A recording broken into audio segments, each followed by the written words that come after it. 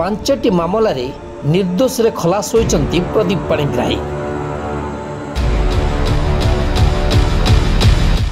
ଆଉ ସିଧାସଳଖ ଟାର୍ଗେଟ କରିଛନ୍ତି ବିଜେଡି ସୁପ୍ରିମୋ ନବୀନଙ୍କୁ।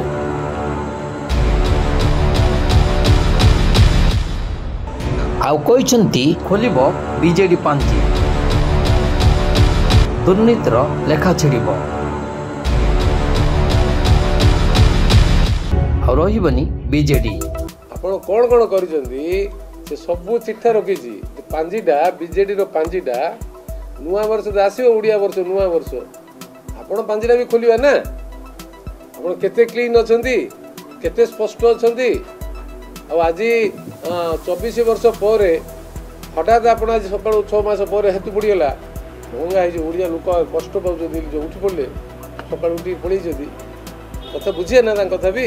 ହଁ ଆଜ୍ଞା, ଦୋଷମୁକ୍ତ ହେଇ ହେଉ ବିଜେଡି ଓ ଦଳର ସୁପ୍ରିମୋକୁ ବ୍ରହ୍ମପୁର ସାଂସଦ ପ୍ରଦୀପ ପାଣିଗ୍ରାହୀଙ୍କ ସିଧାସଳଖ ନିଶାନା।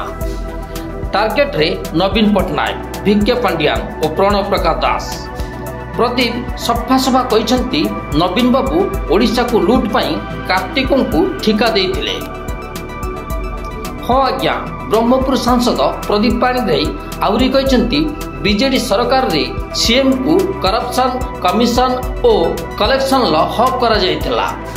ନାଁ ନ ନେଇ ଜଣେ ବରିଷ୍ଠ ଆଇପିଏସ୍କୁ ଟାର୍ଗେଟ କରିଛନ୍ତି ପ୍ରଦୀପ। ଆଉ କହିଛନ୍ତି ଯିଏ ମୋତେ ବାହାର କରିଥିଲେ ସେମାନଙ୍କୁ ଓଡ଼ିଶାବାସୀ ବାହାର କରିଦେଲେ, ଲେଖା ଛିଡ଼େଇ ଦେଲେ। ଜନବିରୋଧୀର ଟ୍ୟାଗ ଲଗାଇ ଦଳରୁ ବିତାଡ଼ିତ କରିବା, ଜେଲରେ ଥିବା ବେଳେ ହଇରାଣ କରାଯିବା ଓ ପରିବାରର ସାମ୍ନା କରିଥିବା ଅକୁଆ ସମସ୍ୟାକୁ ପ୍ରଦୀପକୁ ବେଶ ବାଧିଛି। ସେ କହିଛନ୍ତି ବିଜେଡି କରିଛି ପ୍ରତିହିଂସାର ରାଜନୀତି। ଆଜି ବି ଦଳର ଅନେକ ନେତା ତକିଆ ତଳେ କାନ୍ଦୁଛନ୍ତି।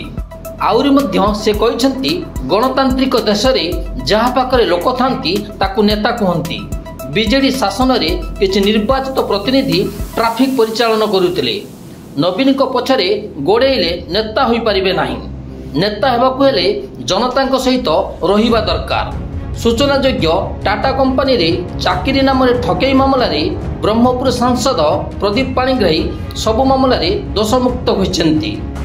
ମଙ୍ଗଳବାର ତାଙ୍କୁ 2ଟି ମାମଲାରେ ଦୋଷମୁକ୍ତ ଘୋଷଣା କରିଥିଲେ ନ୍ୟାୟାଳୟ। ବୁଧବାର ତାଙ୍କୁ 3ଟି ମାମଲାରେ ଗ୍ରାମାଞ୍ଚଳ ଜେଏମ୍ଏଫ୍ସି କୋର୍ଟ ନିର୍ଦ୍ଦୋଷ ଦର୍ଶାଇଛନ୍ତି।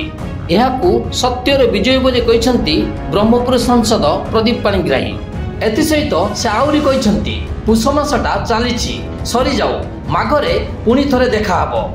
ଆଉ ଓଡ଼ିଆ ନବବର୍ଷରେ ବିଜେଡି ପାଞ୍ଜିଟା ଖୋଲାଯିବ ବୋଲି କହିଛନ୍ତି Pradeep Panigrahi. The report 3KYT। जदि आपंक आम भिडी भल लगा तेब आम चैनल को लाइक, शेयर और सब्सक्राइब करने को जमा भी भूलु नहीं।